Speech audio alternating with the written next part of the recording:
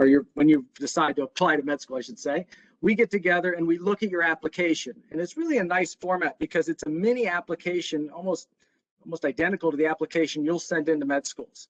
So you send that to us first, but I want to make sure it's very clear we're not gatekeepers. We don't decide who goes to med school or not. Our main goal is to make you the best applicant possible, right? So we're here as an advocate for you, and we want to help that process. So when we get together to look at your application, one of the things we do is read all of the essays and make sure that you're not sort of saying anything you probably shouldn't say to a group of physicians. So we go through that, and that allows us to give you feedback after we look at it. Now, the other thing we do is we give you sort of some verbiage, and we say, Tommy has the highest, we have the highest confidence that Tommy will be successful if admitted to med school. We have high confidence, we have good confidence, we have confidence, we have no confidence.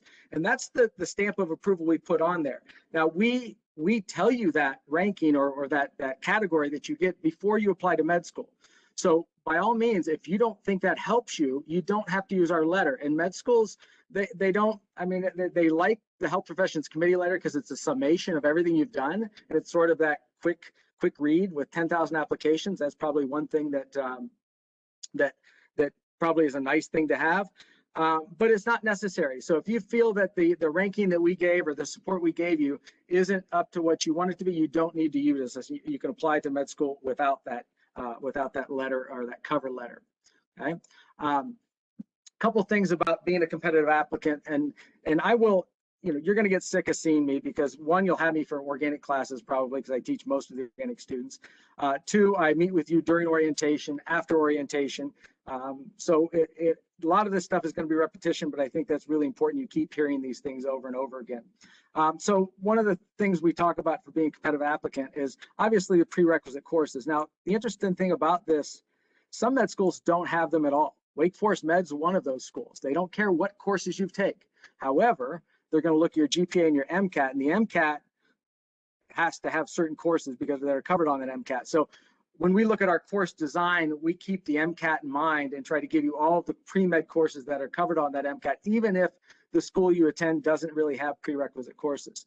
So obviously we want to get those courses in before you apply. And we'll talk about whether that's junior or senior year.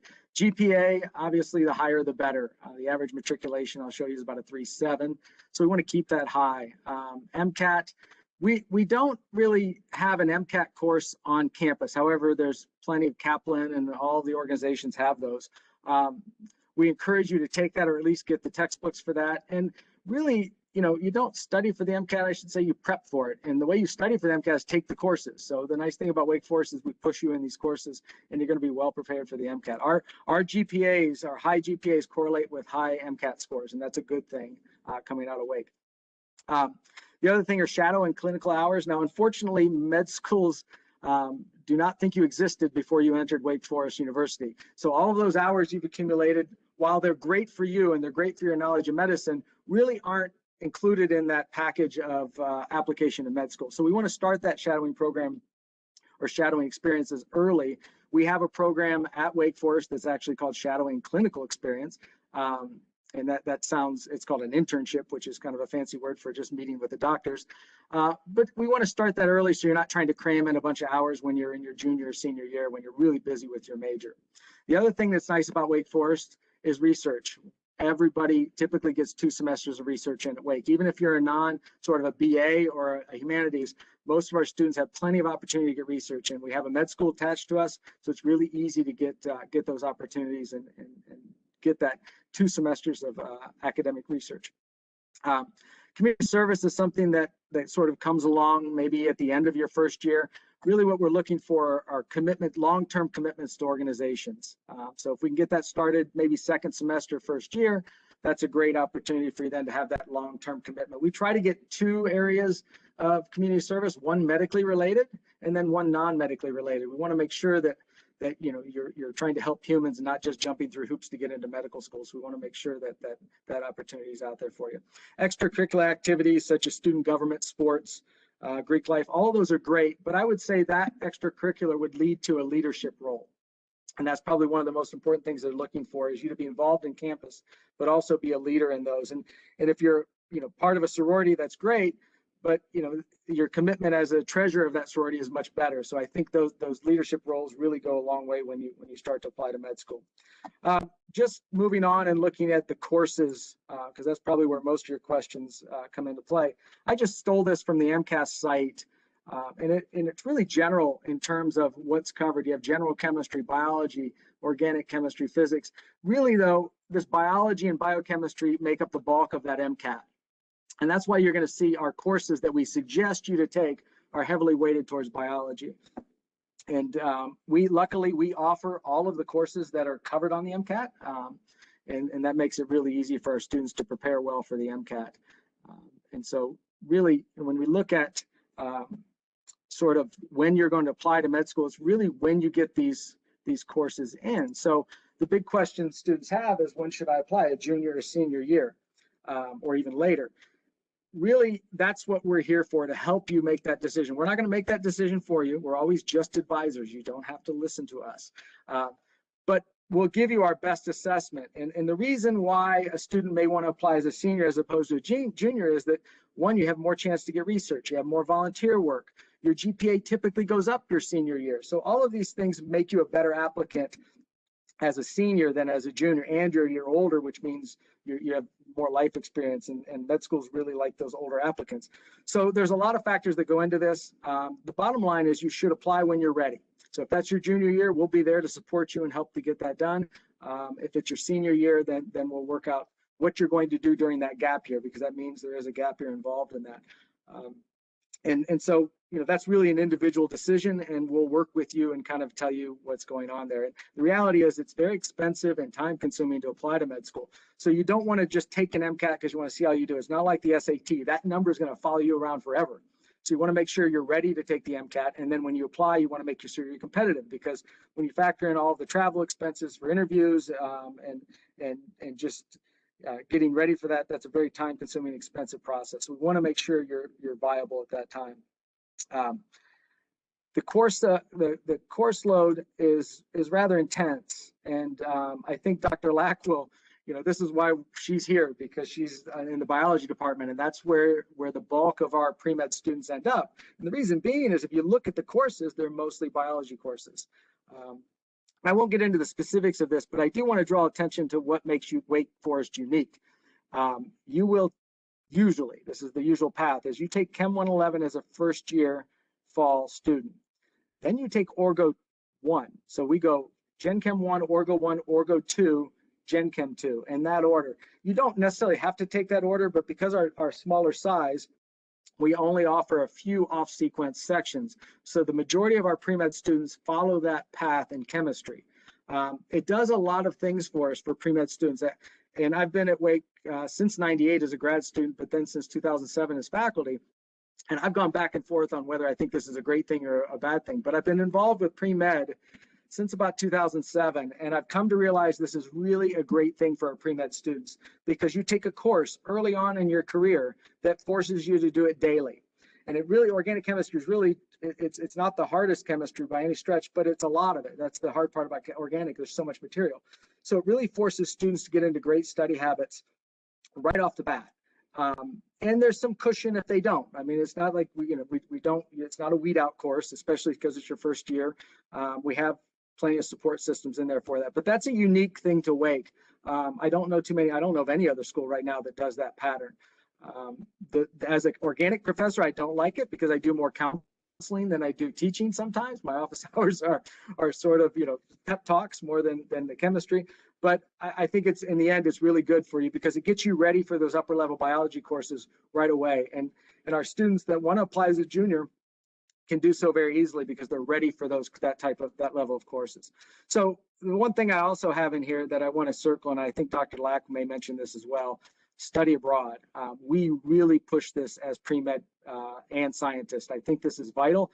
I also, there's no pre-med courses written there. While you can take pre-med courses abroad, as an advisor, I don't want you to do that, because if you're there, if you're in London, to be immersed in London's history and the atmosphere, you don't want your head in a biochemistry book. So, we'll keep working around this to try to fit this into your schedule as much as possible. The other sort of worlds here, if I look at you know, that this first one was sort of majoring in not majoring in a science, and you kind of see it's two courses per semester. Once we major in the sciences, sometimes that that'll triple up, double up for sure, and it just stays double all the way through. And there's just more classes that you end up having to fit in with that. The pre-med course is exactly the same. It just means you're going to have 2 and 3 labs probably as a chem major or biology major. And Dr. Lack, do you want to jump in? Anything right there that you see that jumps out at you? Unmute. Sorry, I had to unmute. No, I agree. You know, I think that this is kind of typically what we want to do. We don't want you to have more than really 2 lab courses, so we try to help you spread it out. And then, you know, I agree with Dr. Tomlinson. We don't want you necessarily to take your heavy duty science courses while you're abroad. However, if you're a biology major or if you're a chemistry major, there are other elective courses that could be offered while you're abroad, and that's a great opportunity to both be able to go abroad and still, you know, work to progress through your major. But yeah, I agree. Yeah, and then the last slide I want to show you on courses, just again, this is all on our website. You can look through it. And again, these are not set in stone. This isn't what you have to take. The only thing that I would say that really should be on that transcript day one is Chem 111, because we don't play well with others. We only offer certain courses, and therefore, you know, I want to make sure. But my job is to make sure that's on your transcript. So I go through all of those. But you can see both of the previous slides were 4-year plans. And if we move this to a 3-year plan, you know, I would say probably about 40% of our students apply as juniors, 60% apply as seniors. And that fluctuates every year. But the majority of our students apply as seniors. You can see why. You have to get all of these in before your junior year and do research and do community service and do shadowing, right? It's a lot to do in 3 years. So most students, whether they're chem major, biology majors or anything, end up saying, well, I'd rather go abroad and not in the summer, because if I do the 3-year plan, that typically means I can only go abroad in the summer, which isn't a bad thing, but it's an expensive ticket at times.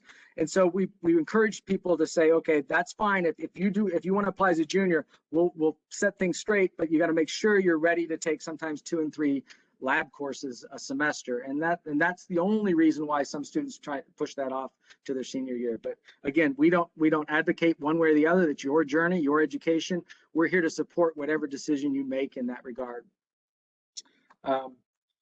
So talking about GPA, you know, what if my GPA is, what if I struggle in Organic 1 my freshman year? We have safety nets in place, and you can repeat a grade. And I will say that I don't think any med school will keep you out of medical school based on what you did your first semester or second semester of college. But there is some things in place to help that. So if you get a grade lower than a C-, yes, you can replace that grade. And that's only, you know, really, it's unique to Wake Forest in some regards. But one thing I want to emphasize is that really is just for your Wake Forest GPA. When you apply to med school, they take all the courses, whether you repeated them or not, and average those grades out. So what I'll have is pre-med students come to me and say, you know what, I'm not doing well in Bio 150. I'm just going to ignore that, concentrate on organic, do really well in organic, and retake Bio 150. When you do that at the college level, that's usually an F. And that F will follow you forever on that transcript. And then it's sort of a big red flag, and it counts as 0 towards the overall GPA. Even though you replace that grade with the next time you take 150 at Wake Forest, med schools don't care. So I always urge my students that even if you were planning on retaking it, try to get as high a grade as possible. I think there's plenty of physicians walking around with C's in a couple classes in their first few years. It's rare to have F's on those transcripts. So we want to make sure that you're pushing always to get that as high as possible. And that's why, as an advisor for first and second year students, I tend to make you, to say concentrate on the classes. Don't worry about the extracurricular. Don't worry about the service. Don't worry about all of that research that you want to do. Let's get our GPA solid in that first year, and then we'll start working those things in. And the problem with most of you on campus is you won't be able to say no. And every club will come to you with a free mug and a free, whatever, and you'll say, yes, I'll join your club. And next thing you know, you don't have time to study for Bio 150. And that's a problem. And I see that all the time where students, we want to say yes, and we just end up being overcommitted. So it's my job to keep reminding you to keep that focus on the GPA as we progress through. What if, and so if you're struggling, here's the beauty of Wake Forest. We have a tremendous support system for you. One, Dr. Lack and I are available. That's not always the case at bigger universities. We are here for you. And, I have office hours all times of day and night now, especially with Zoom, which is getting a little strange. But, even when it's a traditional semester, we're always in our office. I've been to Dr. Lack's office, and there's a line outside, and it's just it's a very approachable faculty in the sciences, which is really nice because we all want you to be successful. We're not against you. It's us. I always say it's us against chemistry when you're in my class. So we have tons of faculty office hours. We have Learning Assistance Center that will supply you with free tutors. When I have a class of 40, the students that do really well, I would say more than half of them have tutors through the Learning Assistance Center. It's not a remedial issue. It's someone else to bounce homework off of and someone other than me to hear a concept from. So it's really a great service that's all free. And then also math, biology, and chemistry centers where there's upperclassmen and grad students waiting for your questions. And the upper students, the upper level, undergrad students are actually usually there because they're studying for MCATs. So they're more than eager to help you with your organic homework or your biology homework because they really want to, they're reviewing that material. So it's a great resource. Not enough of our students take advantage of it until it's too late. I always encourage my students day one to go over there because it really sets up a good atmosphere. And then you get a learning cohort. You end up finding friends in that group, and it really turns into a great experience for you. We also have the Office of Academic Advising where Katie and I actually were under that with the Health Professions Committee. It's an amazing resource. They have people over there trained just for you in time management. I know you're going to hear that word 1,000 times, but as an organic professor, I can tell you no one's had organic, or at least at the level that is taught at college and high school. So it's almost a foreign language in a science. And really the difference between an A and a D in that class isn't smart or dumb. It comes down to time management and who can study and focus the most. And that's the successful students. So they have people there that will meet with you immediately. My students will call and they'll have a meeting that day with a coach, academic coach. And so there's actually one assigned to you by your last name, and most students don't even know that. So please take advantage of all these. And I, as an advisor, I will constantly be reminding you of this. In the end, and I'll try to hurry to leave Katie some time here. So in the end, if your GPA is lower, there's always a pathway to medicine.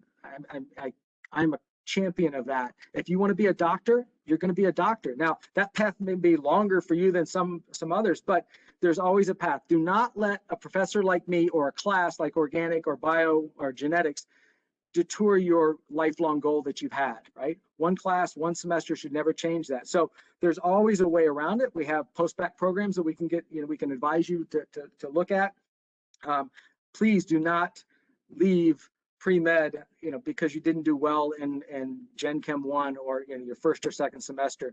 And I won't let you. I will find you and we'll talk, and I'll make sure that it's your decision that, I just want to go to business. That's fine. There's reasons to leave, but not because you did poorly. There's always pathways forward in that regard. Just looking at the data, and I don't want to scare anybody. Most of you already seen this. Well, actually, I took that out. I'm glad I did. Took the 3.7 out, so that's gone. This is just matriculation based on major, and I don't want to spend too long a time on this because I think Dr. Lack's going to go through a little bit of this stuff. But when you look at the acceptance rates, and that's what these numbers are on the right. So right here, the acceptance rates based on major. It truly doesn't matter what your major is. Now, when you looked at all those courses that you take, right there's the reason why the majority of the, I keep writing everything, majority of the applicants are biology, because most of the courses are biology in nature. So you might as well not, hit two birds with one stone, get my major courses and my pre-med courses at once. So you see that, the majority of those applicants are in the biological sciences, but the rates aren't drastically different enough that I would choose one over the other. Choose the major you love, stick with it. Your GPA is going to be higher if you love that major, right? That's the key in my opinion. And also never, ever do anything at Wake Forest because you think it's going to look good to a med school application committee. You have no idea what they're thinking or what they're doing. So do things you love, and that's going to translate into success. The one thing I do want you to look at down here is the matriculation rate. And this is the question that I get most in these kind of talks is, there's the overall rate for the nation. 41% acceptance rates, matriculation rates. What is yours for Wake Forest? And we kind of go out because the numbers are hard to find because students are sometimes applying 5 years out. So it's not as an easy process to get that number. But this past year, we came in right around 70%. And that was actually 70% for juniors and 70% for seniors. And that's well above the national average. So, and I would say for the 14 years I've been involved with pre-med advising, it's hovered between 60, 65, 70, depending on the year. So that's where we've stayed, and I think we're going to stay in that realm. You may see schools that have higher matriculation rates, and typically that's because they have cutoffs. They say if you have a below a 3.6, we're not going to consider you part of our program. And so obviously your numbers can get higher if you cut the 3.6s and 3.5s out. Our opinion is that, you know, if you want to apply to med school, we're going to help you, and that 3.5, we're going to try to help your application forward. And so we include you in those numbers. That's why it might be a little lower than some of the other elite schools, but we include everybody in those numbers. And so moving on to sort of another thing that Dr. Lack might mention, study abroad. I mentioned it earlier. If you apply as a junior, it's very hard to go away for a semester unless it's a pre-med program, which we do have pre-med programs. We've gotten better at that process. I'm here to help that process. So, you know, most of my meetings with underclassmen are talking about how can I fit study abroad? How can I fit an internship in? And so we'll work through those. And during orientation, you're going to get bombarded with this information, and we really encourage it. I think med schools really want to see that global knowledge. And, you know, I really encourage students to, you know, do a humanities abroad and not pre-med, but when you're over there, it's not a bad idea to try to stop into a hospital and do some shadowing, you know, in that environment. So there's a lot of things we can do, and we encourage that. Just to really sell you on it, if you look at the homes that you can stay in, this one's in the Vienna, this Flow House, and then the Casa de Automne in Venice. And then I actually taught Orgo 2 at this Worrell House in London. You know, our neighbor was John Lithgow, and the other neighbor was Jude Law. And so it's really in a nice area of London. I think it's a 17 million pound house, and that's the way all of them are. And it's really a great experience. Most of those programs are set up to where you have Thursday, Friday, Saturday, Sunday free to travel through Europe, and hopefully COVID will be lifted by the time all of that happens, and we can get back to a normal sort of world as far as study abroad is concerned. The other thing I just want to mention before I go is another question I'll get quite a bit, and I even get this from current students. Our early assurance program, I'll likely try to talk you out of it as much as I talk you into it. Again, it's your journey. I'm an advisor, so I'm not going to tell you what to do or what you should do or can't do. But the reality of this is the way that Wake Forest gets the best of the best. It's, you know, it's our med school taking our students that are really good. So that 3.5 is just on paper. It's really, I don't know if we've ever had an applicant under a 3.8 to get into that program. We've had some apply, and maybe I'm wrong in that regard, but it's usually, you know, 3.7s, 3.8s and above that have done research, have done community service, have done everything that med students have by the time they're a sophomore. So it's a pretty competitive world. Normally we have 4 to 5 applicants and normally 2 to get in. Now this past semester was a great semester for us. We had 4 applicants accepted. I think there were 6 total, or maybe 5 or 6 total. So it can be, you know, more than 2 or 3, but all of those students were exceptional. And that's the nice thing about Wake. There's really no quotas. You know, if all of our students are great, Wake takes all of our students, and so do med schools. The scary part of this, and the reason I talk you sometimes out of it, if you're good enough to get into that program as a sophomore, you're likely good enough to go anywhere to med school. And so, you know, you've limited yourself, and it's a binding contract once you say yes. And so, you know, that's a financial penalty if you decide that UPenn's for you and not Wake. The other thing is there's an MCAT at the end of that, and I'm afraid that if you take the foot off the gas pedal at the end of your sophomore year, you may not study as hard for Dr. Lack's class or the biochemistry class, and so that MCAT score might drop below 509, and that disqualifies you from the program. And now I have a low MCAT score. I really didn't think about anything other than Wake Forest Med, and it could be an issue. So I really, you know, I talked to you a long time before you commit to that program, because it's a, you know, it's for a select group of people that know they want to be at Wake Forest and know they want to be in Winston-Salem for the next 6 years or so. One last slide, and I think it's really important. Oops, went the wrong way on that. Keep going the wrong way. Let me get back up here. Is, you know, I deal with pre-med students every day and chem majors and biology majors, and they have a tendency to not enjoy Wake Forest. And there are the most amazing paths behind Dr. Lack's office that go off into the woods. And I never see my pre-med students walking on those. And it really frustrates me. And I want to make sure that we stay positive, we stay happy, and we enjoy Wake Forest. You don't want to just keep jumping through hoops to get to medical school. This is not, you know, that's not what you should have at Wake. You should really be immersed in it. And so I will constantly tell you that it's all right. It's not as bad as it seems. Everything's good. Only in a pre-med world would an A- seem like a bad thing, right? And it's not. It's a great thing. And so I'll be constantly that cheerleader trying to get you to stay positive and smile and enjoy Wake while you're here. Thanks for your attention, and I'll be around afterwards if any questions.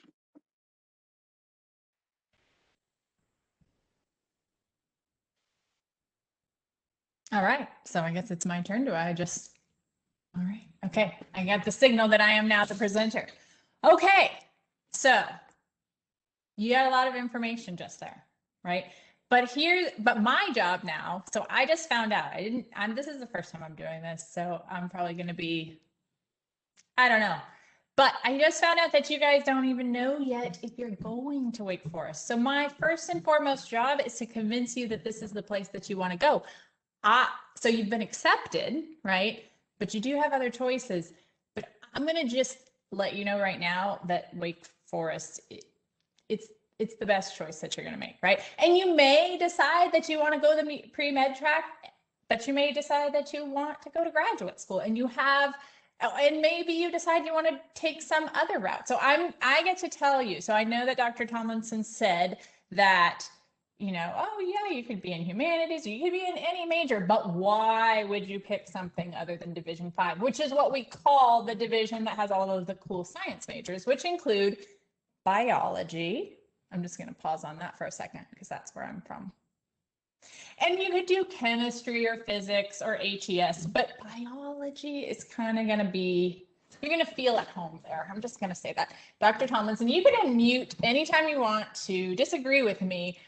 No, I felt so home. I got an office in the biology department for a whole year. See, that's what I'm talking about. Okay, so my job, like I said, my job is to convince you that why would you go anywhere else than Wake Forest, right? So Dr. Tomlinson just gave you a bunch of information about pre-med, and he kind of like, he had to spell out the whole 3 or 4 years of your pre-med experience. But here's the thing, you're going to walk in your first semester and you're going to sit down with one of us and we're going to say, breathe for a second, calm down. Yes, you're in Chem 111, and yes, you're going to be fine. And here's what you're going to do next semester. But right now you've only got to, focus on Chem 111. So you can do it. It's going to be fine. And in the meantime, let's talk about all of the other really cool things that you get to experience if you do decide to join one of the really neat science departments on campus. So like I said, I'm from biology, so I'm going to be super biased.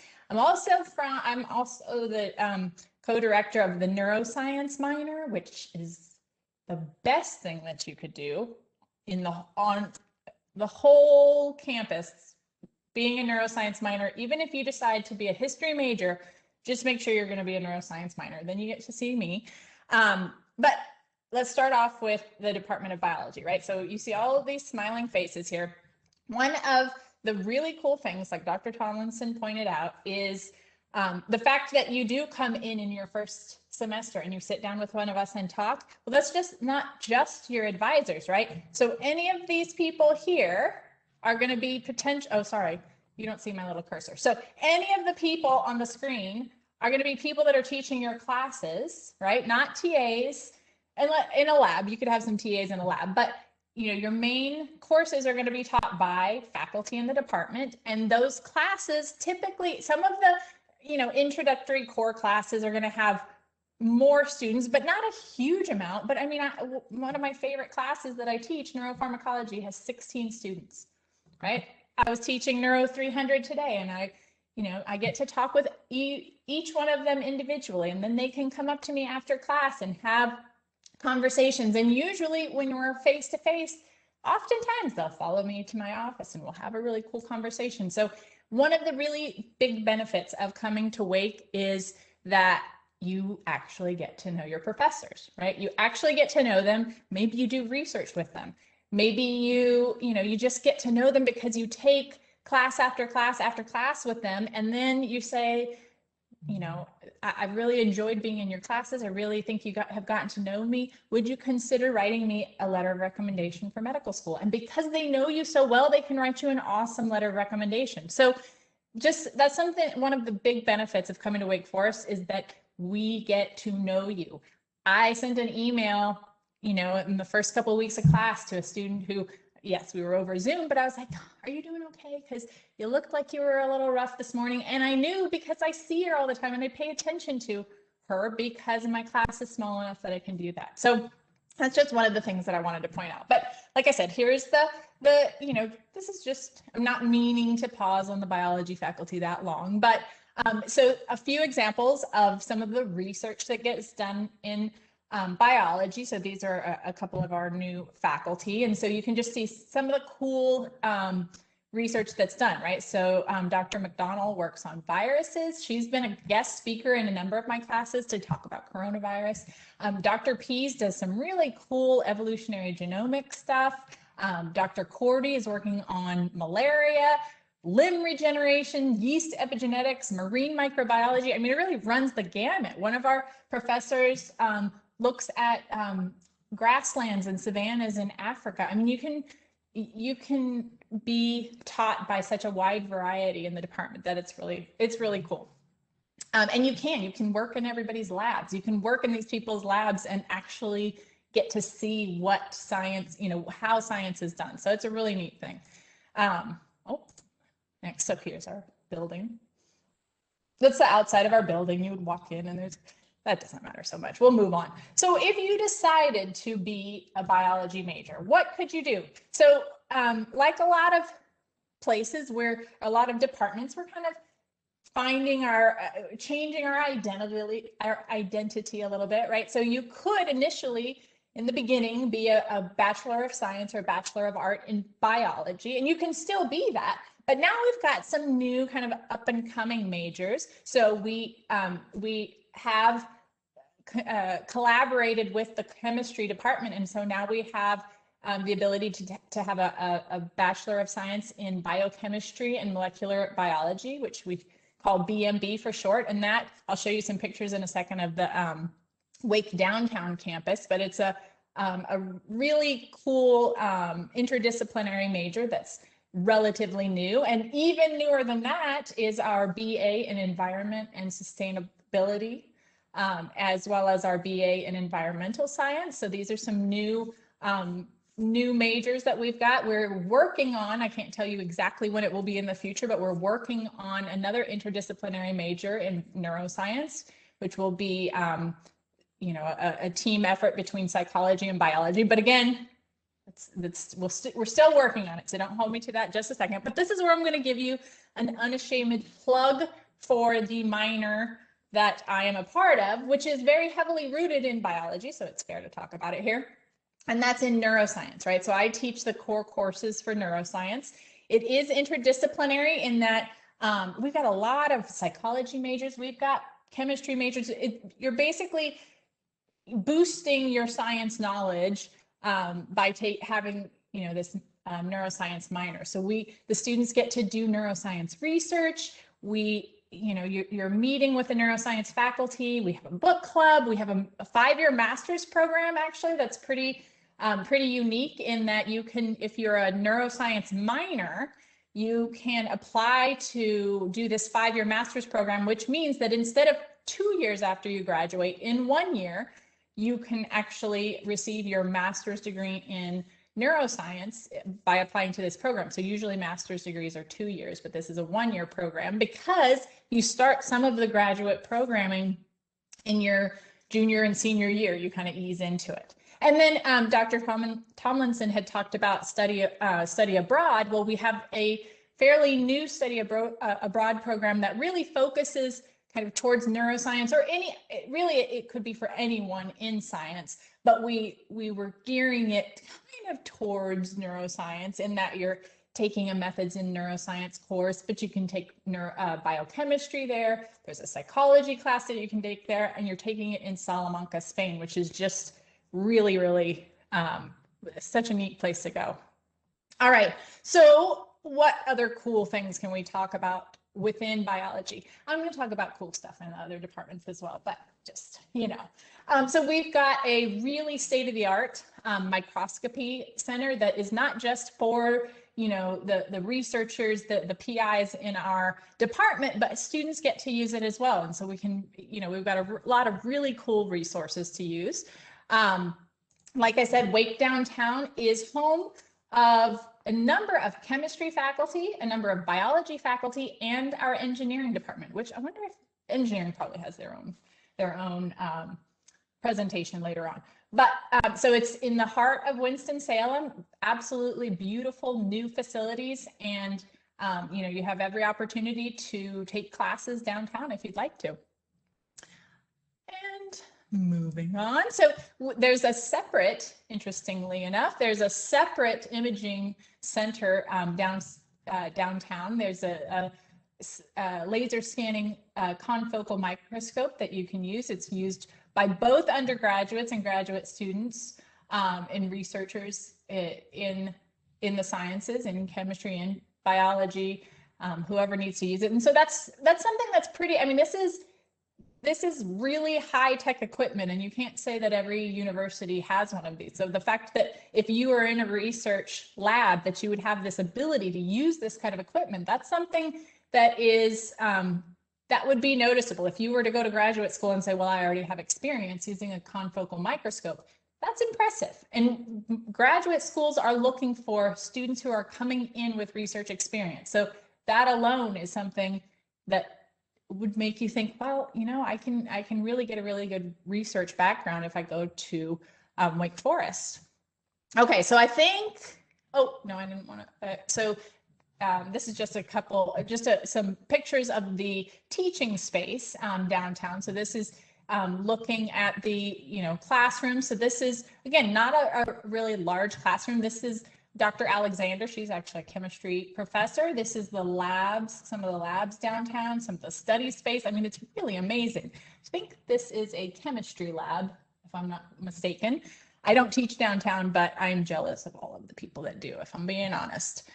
All right, so that's biology. So like I said, we're talking about biology, physics, chemistry, and HES. So we're going to talk a little bit about physics next. So like I said, I am biology. I'm going to present to you some of the basics of physics, not to, you know, there's so much more I'm sure that could be talked about with physics, but I'm going with my limited knowledge based on the fact that I'm from a different department. But here's the thing, you know, we talked about, Dr. Tomlinson talked about careers in medicine, but there are a lot of different careers in science. And so some of the ones, this is actually from the Wake Forest Physics webpage. If you're thinking about what kind of career could I have with a physics major, right? So sure, medicine, engineering, biophysics, astronomy, chemistry, patent law.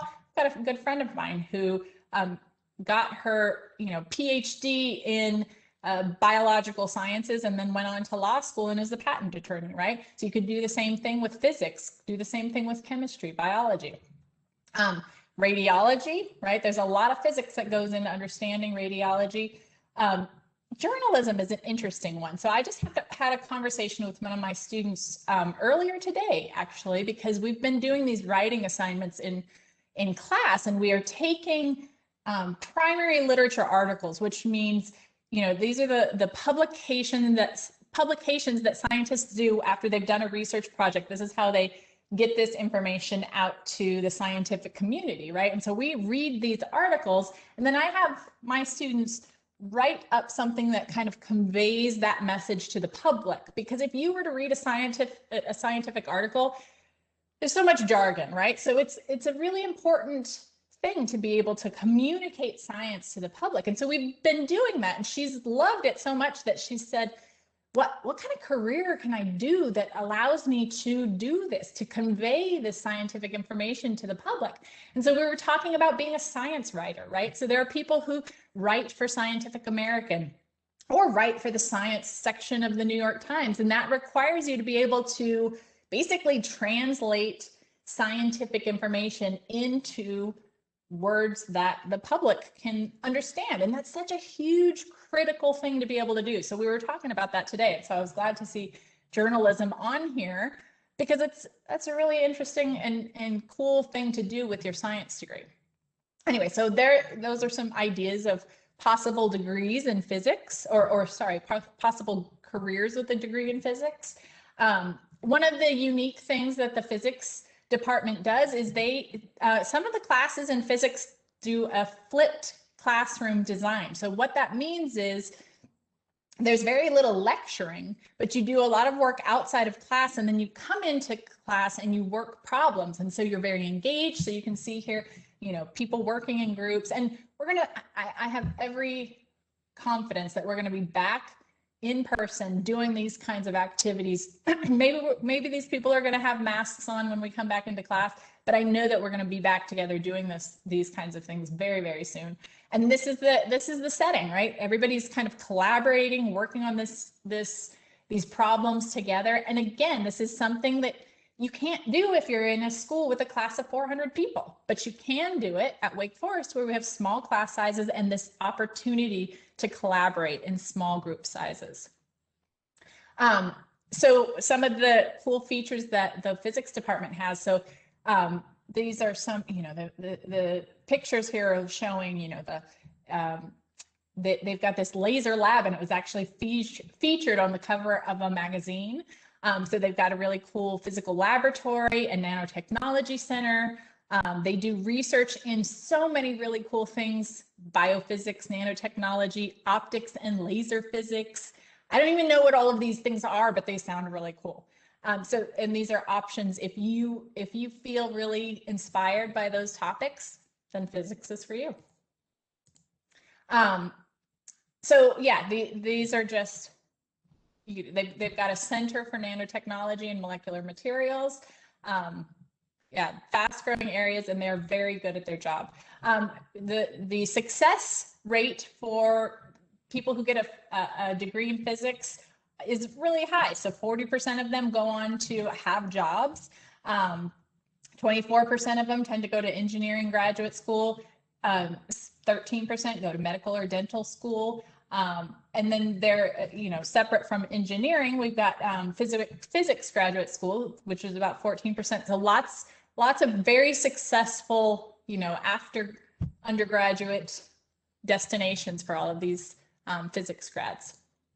All right, chemistry. Okay, this is where Dr. Tomlinson, be ready to unmute, because I'm probably going to say something and you're going to say, hold on, let me stop you there. This, first of all, your front page here beats all of the other front pages because it just looks really neat. And so I just wanted to say that.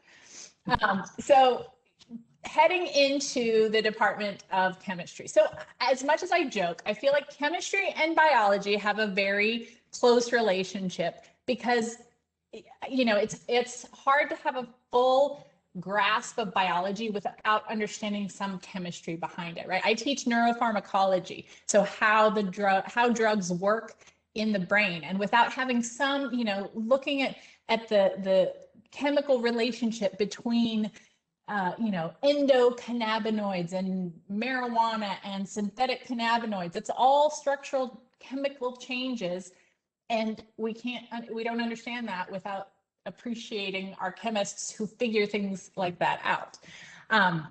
So in thinking about chemistry, so this is just kind of looking at some of the spaces at Wake where the students work. There are a number of, and maybe, I don't know, Dr. Tomlinson, I don't want to misspeak because I feel like you know this so much better than I do, but you can get a Bachelor of Arts in Chemistry. You can also get a certified by the American Chemical Society, a Bachelor of Science in Chemistry. And those you can kind of focus on chemistry, medicinal chemistry, biochemistry, materials chemistry. And then again, we've got our collaborative major in biochemistry and molecular biology. And then there are graduate programs as well. But Dr. Tomlinson, I want to let you jump in here. Yeah, the big difference between the BA and the BS, and I think it's probably the same in the biology department. It's usually one elective. In our case, it's PChem 2 that you wouldn't take as a BA. And then also the research isn't a requirement. Now, most of our students end up doing research either at the med school or through the biochemistry department, but that's not part of that program. So that's the main difference between BA and BS. And I will say, I encourage BA, even though I'm a chemist, because I think it gives you that freedom to take the extra courses in the humanities, and it gives you, we are a liberal arts institution, so fitting those in is really important to us. And so BA allows you to do that. Med schools, I don't think care one way or the other if you're a BA or BS, at least from the people I've talked to. So sometimes it's much easier to fit the BA in, but you're going to end up doing the research. So some students say, well, I'll just take the extra class and get the BS. But they're both great. I think they're perfect pre-med and from my perspective. But also, I was a BA and I got a PhD in chemistry. So it doesn't hold you back if you choose that as your career either. Yeah, and so if we're talking about kind of going on to talk about what your path through chemistry looks like, to be honest, it looks like a lot like your path through pre-med, right? So if you wanted to be a pre-med student, you can just as easily be a chemistry major as you could to be a biology major, because as you can see, as a freshman, you're taking Chem 111. Now, I think, is it correct that you could come in with AP credit for Chem 111, Dr. Tomlinson? Correct. Yeah. So that was a question I saw in chat. Should I use AP credit for? Yes, if you can. And that honors chemistry is just Orgo 1. So even though it says 123, it's the same as Orgo 1. And so, yeah, you can come in and take that your first semester. I've taught that class. It's a fun class. It's a small class. So you're not thrown to the wolves and survive. It's usually about 13 to 14 students, and it's a hands-on class. And I think it's a great experience for those that qualify. So that's a 4 or 5 on the AP exam.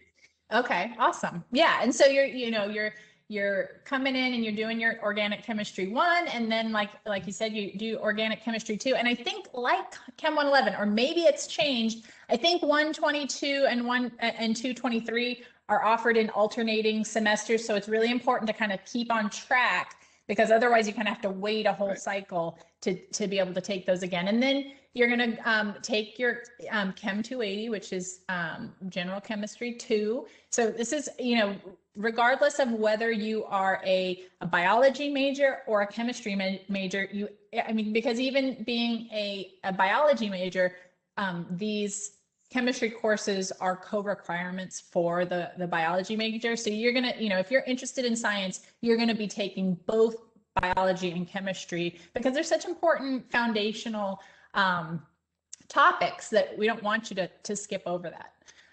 One of the neat things about that, just to interrupt, that Chem 280, sounds like a 200 level course. That's actually just Gen Chem 2. And so it actually helps our students when they go to grad schools or or professional schools, because it looks like you had, 3 200 level courses or more than you did when you take it normally. So it's really a nice addition for that.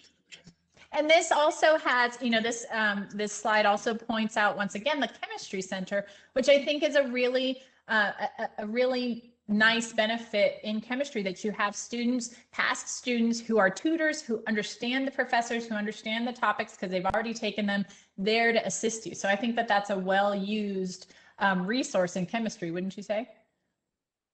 Yeah. So, all right. Sure. So it definitely is. It's just a great community, because we have a new building and there's plenty of space. So it turns into more of just a social gathering, which is the way science should be. So it's really a great place.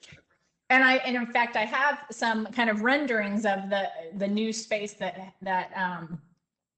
so Salem Hall, as you see here in this slide, this is the location of the chemistry building. So it's funny. So biology is in Winston Hall, chemistry is in Salem Hall, Winston-Salem. See, it shows you our relationship. We're so close. So on the Reynolda campus, Salem Hall is where chemistry is, and it's just been completely renovated and is beautiful. And then on the lower part of the slide, again, that's the Wake Downtown campus, where again, both biology and chemistry both have a presence. And Dr. Tomlinson had mentioned research as being part of the Bachelor of Science part of chemistry. And so there are a number of different ways that you can get research. So you can get research credit towards graduation, right? So this is, there are different types of research you can get, and this is the same for both biology and chemistry. So you can do research experiences in which you can get course credit. And in fact, we have requirements for research with course credit. So you'd get 2 credits of research in that semester, and that's going to be Chem 390, 391, 392. In Bio, it's Bio 390, 391, 392. But there are also paid research opportunities. And while if you get paid for doing research, you cannot actually legally get college credit, it's still a really cool opportunity for getting research experience. So if you just love research and you have an opportunity to do something like this, it's absolutely a cool way to go. And you can also get, and I didn't mention this, but both in chemistry and I'm sure in physics and in biology, you can get honors. So these are some examples of the titles of honors theses for past students. So, you know, we've got lots of students who decide to make their research project something that turns into an honors project. And so for biology, at least, you know, you do your research and you pick a small committee. And then at the end of your senior year, you meet with that committee, you've written up some project, you do a small presentation, and you know, you get that addition to your degree, that you get to say that you got honors in biology or honors in chemistry. So that's a really another really neat thing to be able to say that you can do in each of those. Go ahead. To tie that slide into pre-med, I won't break any FERPA laws, but there's one of those students that actually, the name is a full ride to Duke University Medical School. So those type of research opportunities lead to opportunities in medical school as well, which is a great thing. Exactly. So, oops, let's see. So I've kind of already talked about this, but once again, we are very proud of Wake Downtown. So we bring it up whenever we can, but there are 2, the chemistry department downtown is kind of the home of 2 chemistry majors. So one is the biochemistry and molecular biology that I've already talked about, but also that chemistry with the concentration in medicinal chemistry and drug discovery. Very cool. Both of those are really housed downtown, so that's just something to kind of keep in mind. We got a couple more pictures of our students doing chemistry in these spaces, and you can just see how collaborative it is and what awesome spaces that we have to be able to do that work.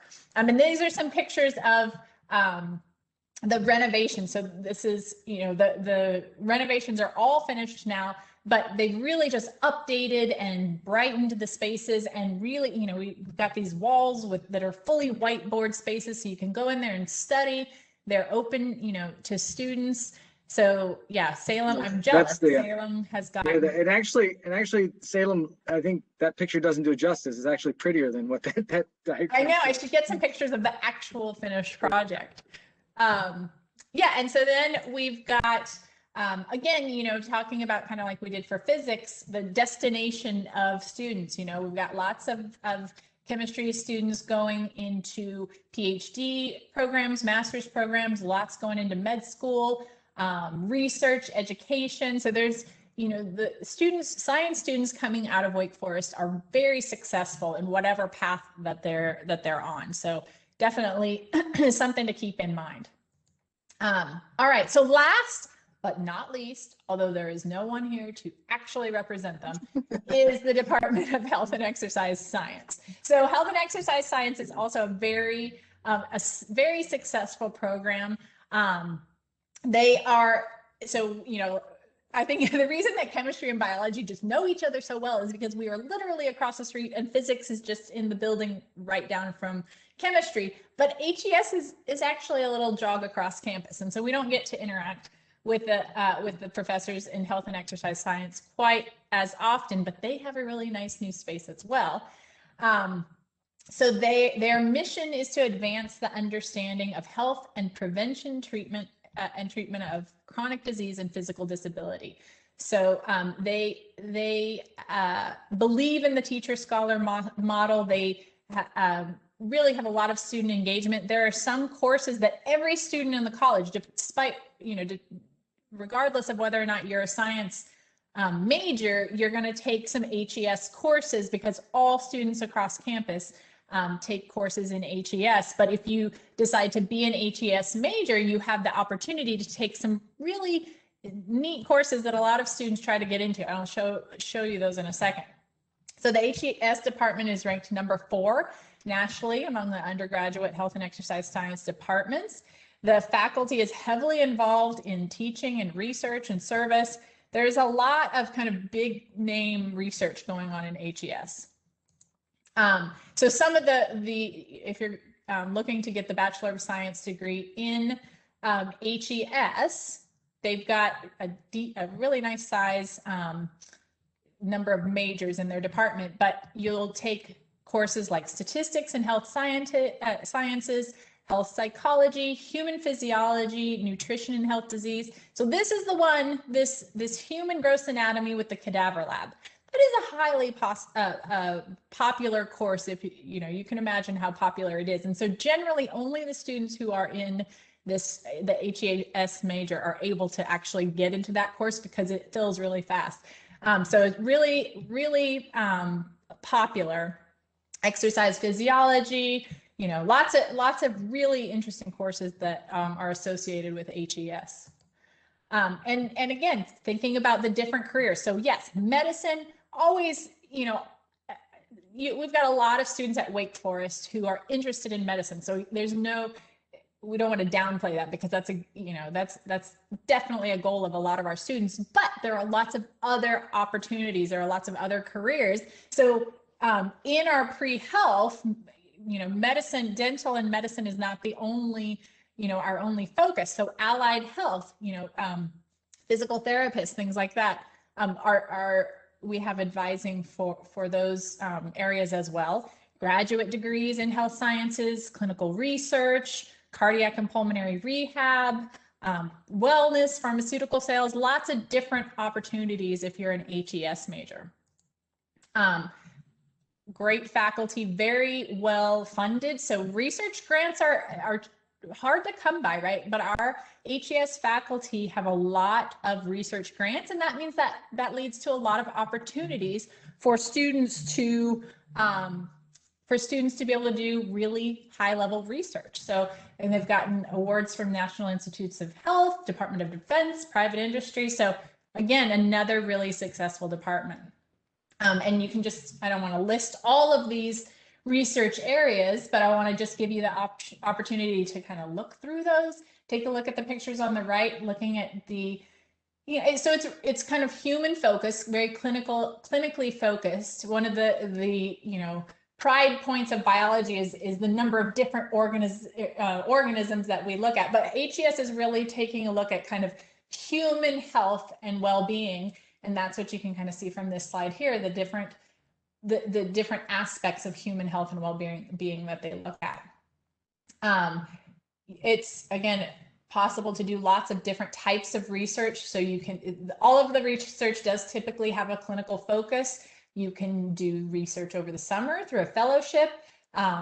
Again, individual. So what you'll notice is that every single department that I've listed, biology, physics, chemistry, and HES, all have a heavy research component because it's one thing for us to lecture you on all of these topics and all of our in all of our areas, but when you can actually get in there and be hands-on and understand where these where this stuff comes from in your textbooks, when you can actually be in there and do the research that gives the results, that's a really powerful thing. And so every department in the sciences is going to give you that research to do, or that opportunity to do hands-on research and get that experience.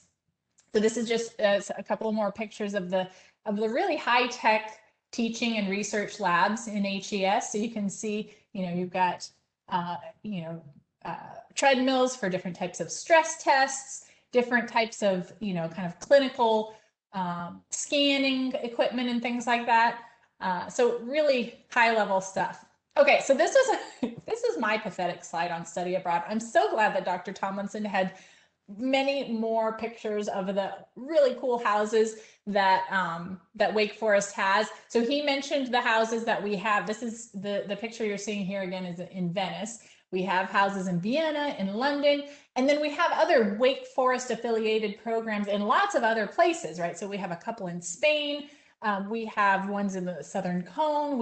We have other affiliated programs in Italy. So we've got lots of different opportunities. He was just happened to be showing you the houses that Wake Forest, owns and keeps, but there are lots of different opportunities to get study abroad experience. And it's not I think some people think in the sciences that it's difficult to do, but so I'm in the Study Awake committee, and we make a priority of making sure that we, regularly have science faculty that are going abroad so that science students have courses that they can take that will help fulfill their electives.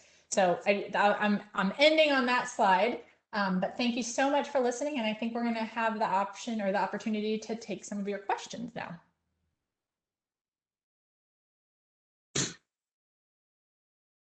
I don't know how we're going to do that exactly. All right. Oh, there's There we go. Right, yeah. Thank you guys, Dr. Tomlinson, Dr. Lack. That was really thorough. A lot of great information there. I do have a few questions for you guys that I received in the chat. So let's just jump into the Q&A. First question is, what math classes typically correlate with the pre-med track? So Calculus 1 is our MST 111. That's the only requirement. And matter of fact, most med schools don't even require calculus, but they require physics because physics is on the MCAT, and you need calculus to take physics. So that's how they snuck in another pre-med requirement on you. But most of our pre-med students take Calc 1 and a stats class. And the stats class, Dr. Lack mentioned stats and health science. Usually med schools just want that stats. It can be in the major as well. So usually Calc 1, if you're a chem major, you end up taking Calc 2, sometimes even linear algebra beyond that, but most of our pre-med's Calc 1. And AP credit counts for that as well most of the time. Okay, cool. Are there options to take a harder class during the summer session rather than during the regular school year? Yeah, I should have mentioned that all of our departments have courses that you can take over the summer. Now, when you say upper level, a lot of the core courses are available over summer. So I think we probably offer Bio 150 in certain courses. Dr. Tomlinson, what's offered in chemistry over the summer? Usually just Orgo and Gen Chem 1 and 2. Biochemistry typically is offered, so there's a 300 level course. And also, I think physics offers 113 and 114 in the summer. Correct. Bio, you guys are one. Yeah, so I think, and honestly, med schools don't care whether you take it in the summer or the fall. There's 10,000 applications. They're not looking through when you took those courses. Also, they don't care where you took it. So a lot of our pre-med students, to get ahead so they can go study abroad easily, will end up taking summer courses at home. The only thing that I really strongly suggest you do is get that course pre-approved by Wake Forest. So it's a very simple process. You go to the registrar and you get a transfer credit application. You get the syllabus. We say, yes, that's Orgo 2. And we give you credit if you take it at Rutgers or somewhere like that. And therefore, you won't get, it doesn't count your Wake Forest GPA, but it counts towards graduation, counts towards credit towards your major. So that's an option that pre-med students don't realize, that they can actually take a course at home. Now, non-COVID time, that's usually an in-person class only, but right now things are kind of strange. So. And it has to be a 4-year college, correct? Correct. It can't be, and that's why, you know, unfortunately, if you're from North Carolina, I know there's probably some North Carolinians in the audience. Wake does not take any credit from the community college programs that we have at the local high schools that my own children have taken part in. And that's unfortunate, but that's just the policy they have. So if you do take a summer course, it has to be a 4-year institution, and it should be pre-approved. Med schools don't care, but Wake does when it comes to giving out credit. Awesome. Okay, and then these final 2 questions I do believe were addressed, but I just want to make sure that we're clear here. So do you recommend using AP credits for any pre-med requirements? I do, and I think Dr. Lack would as well. It allows you to get into the 200 level courses quicker. And really, when you're choosing a major, this is something that, you know, that we won't let you pick your major until you're a sophomore, at least on paper. And therefore, if you can get into that 200 level course during your 2nd or 3rd semester, you're going to have a much better feel of what that department is like and the atmosphere and whether you feel at home in that department. That's probably more important than the subject matter is, do I feel comfortable in this department? You're going to spend a lot of time in that department and you want to make sure it's a good fit. So I think using those AP credits to get you into that 200 level course is a great thing to do. And it really ends up, plus it allows applying as a junior, if that's a choice, much easier for you as well. I do want to make sure that it's known that biology does not have the option of using AP course to skip ahead of Bio 150 and 160. So no matter what, you're going to have to come in and you're going to have to start with the first course in biology, which is Bio 150. Awesome. And then this last question, could you please reiterate what semester is organic chemistry taken in? So you can take it any semester you want to. That's the reality. You can take whatever course you want, but the traditional course is you take Gen Chem first semester, freshman year, and then Orgo 1 second semester, freshman year, then Orgo 2 first semester, sophomore year, and Gen Chem 2 second semester, sophomore year. So that's the traditional path. You don't necessarily have to stay on that path, but that's what the majority of the pre-med students are. And you're going to have a group that you're going to sort of trek with throughout your career. And it's just an easier process to follow that path. There are very few off-sequence courses in chemistry because our faculty size is small. And so we want to keep our class sizes small. So we don't try to offer a lot of classes on the off-sequence. So that's the traditional path. Great, thank you. I think Paul's going to. Fantastic. And so I am back here at the end to close out the session. We ran about 10 minutes late, which means I have to thank a bunch of people. I have to thank all of you in the audience for coming and sharing your afternoon with us. We know you could be doing other things in Winston-Salem. It is a beautiful day, and for you to have been spending time to learn more about Wake Forest, probably inside and online, is a little bit of a sacrifice, but I hope it was worthwhile. I also, of course, want to thank our 2 experts, Dr. Tomlinson and Dr. Lack, for spending their afternoon with us as well. I'm sure that they're looking forward to getting out and enjoying some sunshine as well, but we appreciate them spending their time with all of you prospective students. And so please do feel free to sign up for additional sessions or come and see us on campus, but we're hoping that a lot of you will decide to make Wake Forest your home and the labs of Dr. Tomlinson and Dr. Lack your second home on the Wake Forest campus.